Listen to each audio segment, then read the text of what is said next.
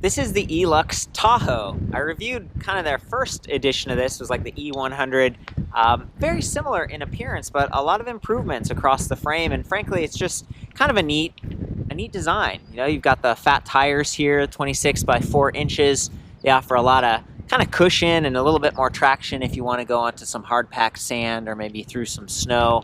But it just looks fun, and I think it kind of scales well to the whole beach cruiser thing. I love the matching fenders. Look at those, full-length steel. We've got a nice steel chain guard. Actually, this one's, yeah, that's steel. And then this one's black. One of the things I noticed about kind of the high step, maybe guys frame versus the step through ladies is that the touch points are a little bit upgraded. So we've got this leather velo saddle, and then the brown grips, ergonomic stitched, versus just sort of the black leather over here and then the black rubber. So there are tiny differences, but really it's just two different frame styles for the same bike. And I love that they have the step through. That's going to be nice for just a little bit easier to approach and stand over like this, getting on the bike versus swinging your leg over the back. They're actually very similar in terms of size and seat post height here. It's kind of a 19-inch frame is what I'm calling it, but it's a little bit longer and obviously bigger. Even though these are 26-inch tires, like that's sort of the, a diameter that they're talking about, because it's 4-inch width here, it ends up almost being like 29ers or something. They're a little bit taller, and that lifts the whole bike up. And when you have a rear rack like we do here on the high step, sometimes if you're swinging your leg over or whatever, it could just get, again, it's just a call out to the step through. And I love that they've reinforced the frame right here. They've got this nice extra bit of tubing and then 2 tubes right there just to keep it from getting too flexy. And they've brought the battery right here just behind the seat tube, kind of keeps the weight low in center. Very nice. That's about 9.2 pounds for their standard size battery, 48 volts, 13 amp hours, and you can upgrade and get a 16 amp hour pack. So really great power, excellent range for something like this that is heavier. This is about 77 pounds for just the basic battery, and it weighs an extra 1.5 pounds for that upgrade. So I like that. They actually have several upgrades, and one of them is with this shorter head tube on the high step. You can get a suspension fork for a couple $100. The battery upgrade was a couple $100 right there too. So just some neat options from a company that's relatively new to the scene, at least for me, but they've been around for a little while. Very cool. So let me just wrap up some of the other just features and design elements of the bike. I love that they've got bottle cage bosses on the high step and on the step-through version. That would change how you approach the bike if you had a bottle cage actually sticking out, but at least it's there. You could put like a little mini pump or a lock or something like that. Having these racks with fairly standard gauge tubing, a little bit burlier actually, and having the bungee cords, there's just a lot of portability, I guess. You could bring along some saddlebags or a trunk bag, all kinds of stuff, and it's still just, it looks great. It's nice to have that. They've got a reflector here too that they've added to the rear seat stay. Very nice. Their other bike, you can see over here, it's got the headlight and it's also got the rear light that kind of comes in handy and gives you a little bit more visibility. You don't get that with the Tahoe right here. The battery's not quite as fancy. It is locking and removable. One of my complaints is that once you turn the bike on, you can't pull the key out. So if you have a keychain, it can dangle. I say that on a lot of bikes, and that's just how those batteries work. Again, no rear light. But the display panel does have a USB charging port built into it, so you can actually bring along maybe like a rechargeable LED light that fastens to this strap, or maybe you could mount something down here. I think that's very cool, and it's just another little upgrade that they've got. Again, I mentioned frame colors. I think it's like gloss black, gloss white, seafoam green, gloss yellow, this orange. That's really cool, and then that's a lot of fun. And I think they even have matte black or red rims, and fat bike specific right here.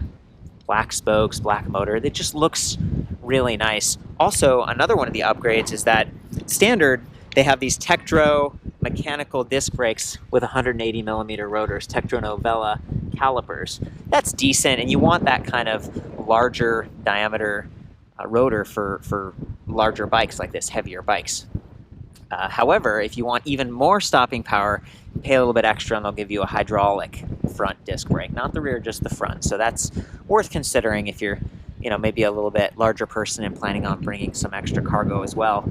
while we're up here, I noticed, this just uses standard nuts. There's no quick release on the front, and they were like, pointing out that this has little torque arms and everything. It's really designed to be tough, and this is a steel fork, so a little bit stronger than maybe aluminum. It does absorb some vibration, perhaps, as well. But if you're transporting this bike, I mean, get ready to lift. Definitely take the battery pack off to reduce some of the weight, maybe even take the front wheel off. Just something I think about.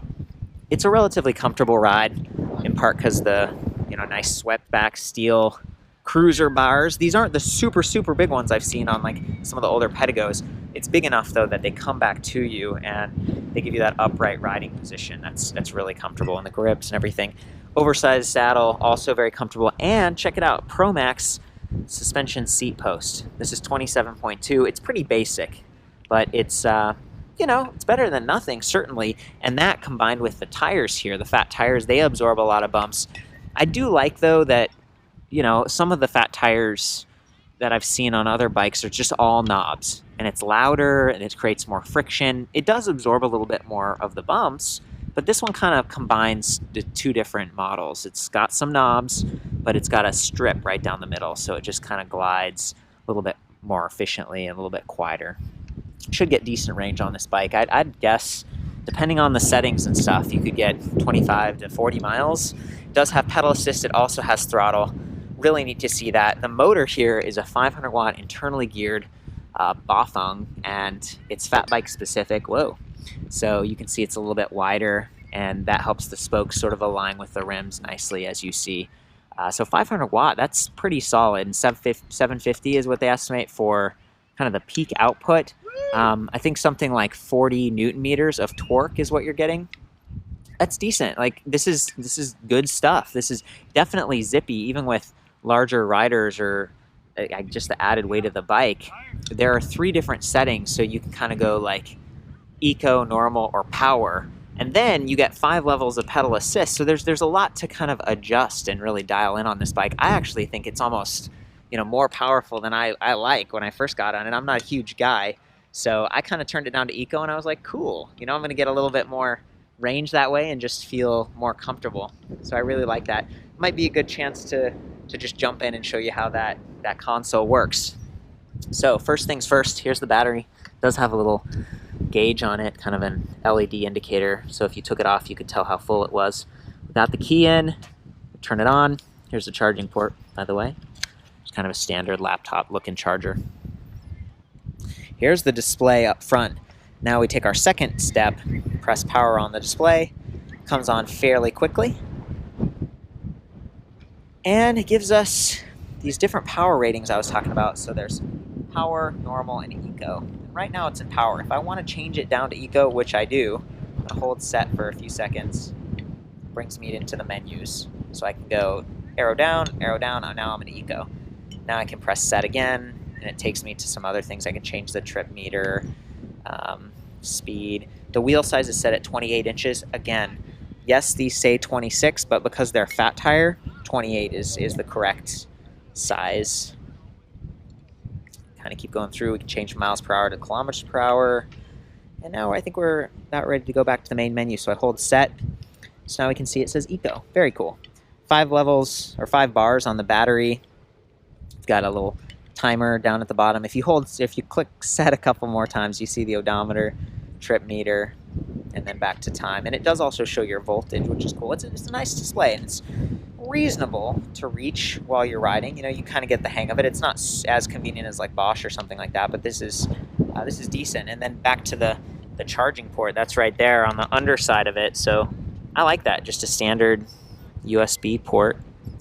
Charge your gear. Or I can imagine they've got those like little speakers for bikes you could have right here jamming, or maybe put your GPS right there, your phone, listen to some headphones. Very cool. So anyway, I can arrow down to pedal assist level 0, and the trigger throttle works. So I love it. It has throttle-only mode. That's kind of nice, like just for zipping around, and you don't want to accidentally bump the pedals and have the bike take off and confuse you. Like, throttle only. It's as simple as it comes. It's like a motorcycle or something. Love it. Then we can arrow up to 1, 2, 3, 4, or 5, with of course 5 being the most responsive and also just sort of like the most powerful. It's going to be, almost like pressing that throttle. Like as soon as you pedal, that cadence sensor goes into action.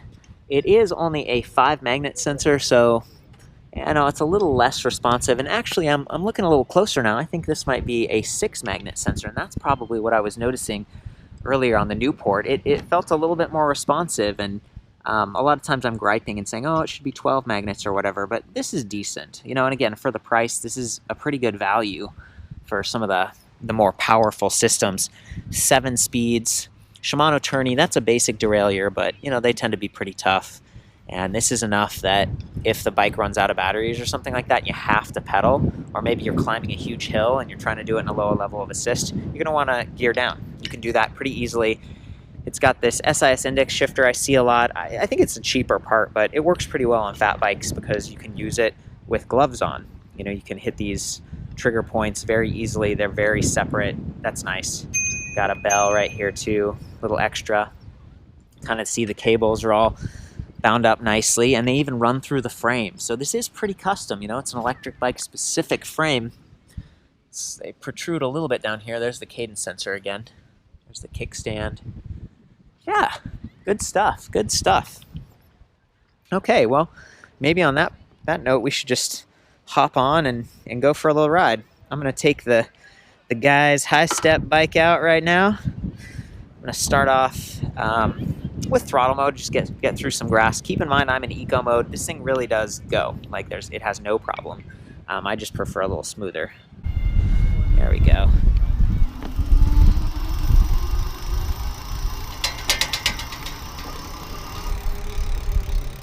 Nice, gentle. I feel like I'm in control of this thing. Throttle overrides at full power, which is really nice, but it is a variable speed, so if you just push it gently, you're not gonna get as much power.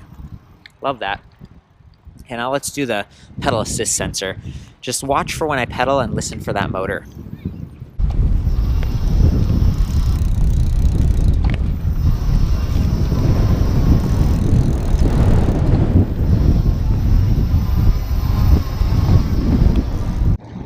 It's pretty quiet. And again, I'm on eco mode just because I like it smoother, a little bit slower.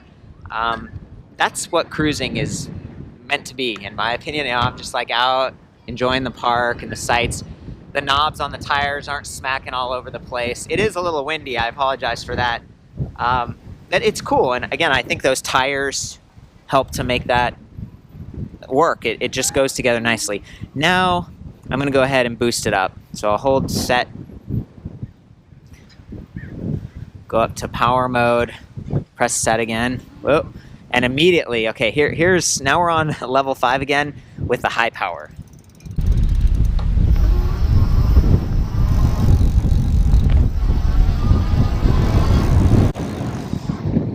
Pretty quickly, I can't even keep up anymore. Like, you know, you can get to 20 miles per hour, which is the top speed on this bike, pretty easily in high power mode. Might do throttle across the grass now.